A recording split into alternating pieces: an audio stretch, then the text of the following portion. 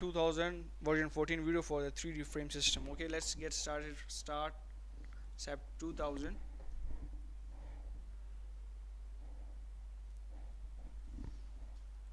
and we will select by a new template. In the new template we will select first of all change the unit to kip foot and select 3D frame. In the 3D frame we can have open frame system. Open frame system we have just frame, no slab. Okay, we can have a parameter frame system. In parameter frame we have slab supported by the by the frame at the parameter. Understood? And we can have a slab beam. So this is one which we will use in our example, a slab supported by the beam and then by column. This which we will use. We can also have flat slab system. Flat slab system we have a slab directly supported by the column. Okay, now in our example we will select slab beam system, change story to 5, height to 18, and go for the base in x5, y3, x direction 25, y 30, number of division to 6. I want to divide the slab by auto mesh, and the slab will be divided into 6 cross 6, 6 in the x direction, 6 in the y direction. This is auto mesh. Slab is integral and slab is a single entity. It is one entity at one panel, but when the analysis is done you will see the mesh in the slab and it will be divided into 6 cross 6. Let's define some edit. First of all we will edit the grid. Edit grid data 018. This is okay. Now this height become 33. This become, because the first height is 18, the other story height are 15, so cumulatively it become 33. 33 plus 15 become 48. 48 plus 15 become 63, and 63 plus 18 become 15, 78. Okay, the bubble size is reduced to 1, and bubble size is the size of the grid display. Here it is represented by ABC, here it is represented by 1 2 3. So these are circled in a dia. That label size, this label has a dia of 1 foot. Okay, press OK. Now we will define some beam sections. Add a new section, go for concrete rectangular. The first section is B, 12 cross 10. Okay, 12 is 1, 10 is this much. Reinforcement type is changed to beam, and the top and bottom cover are taken as 2.5 inches. Press OK and OK. Now add a copy. B 15 cross 12. 15 is 1.25, 12 is 1, and press OK. Now the third copy is B 18 cross 12. Okay, 1.5 and 12 is this much. Okay, now add another copy. B 18 cross 15. 18 cross 15. 18 is, this will become the second 1.25. Okay, now we will add another copy. B 24 cross 12. 15. 24 is 2, 15 is 1.25. Why we have defined a set of beam section? We have defined a set of beam section in case when the beam member is failed in design, then we will select another section. If the second section fails, we will select the third section, because the capacity of the member increased by increasing dimension. Press OK. Now first section is selected. We will select the columns.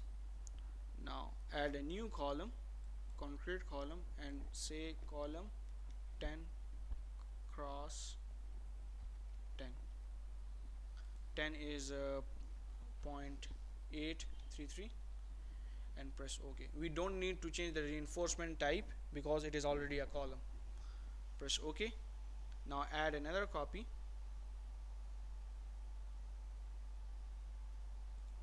and it become column 12 cross 12, 12 represented by 1. Now add a copy, column 15 cross 15. 15 is 1.25, 1.25. Now add another copy, add a copy and column 18 cross 18, and 18 is 1.5, and here again 1.5. Got it?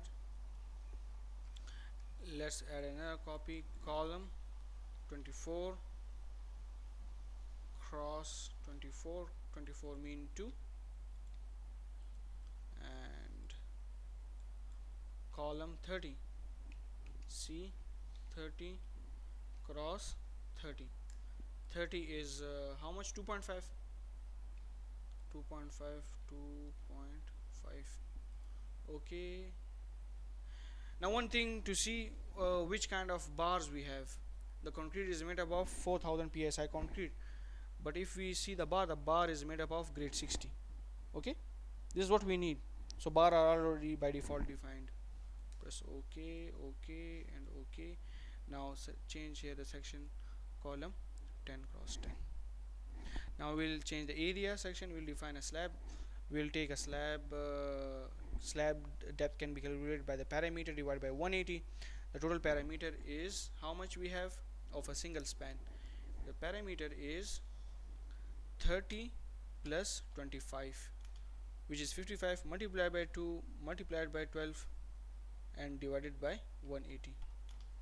So the required depth of the slab is 7.33, but I'll take a depth of 7.5.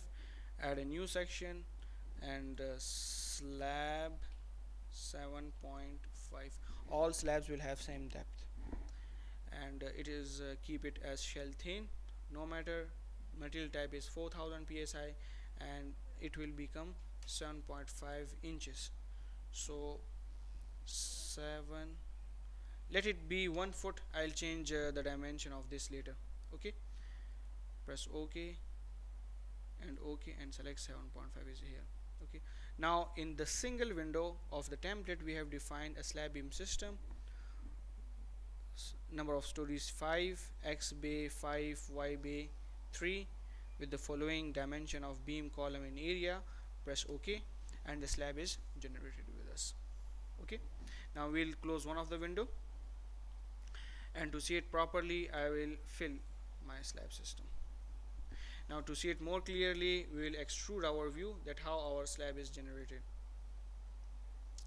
And the more better view in this, we have an OpenGL view, graphic mode option, graphic mode, and graphic mode OpenGL view. Press yes. Now we are looking at the slab in the OpenGL view. Let's rotate our model. In this view you must check that how your slab is connected to the beam. This is very important to check this connectivity of the slab to the beam. Now if we see closely, our slab is connected to the center of the beam. No, it's okay.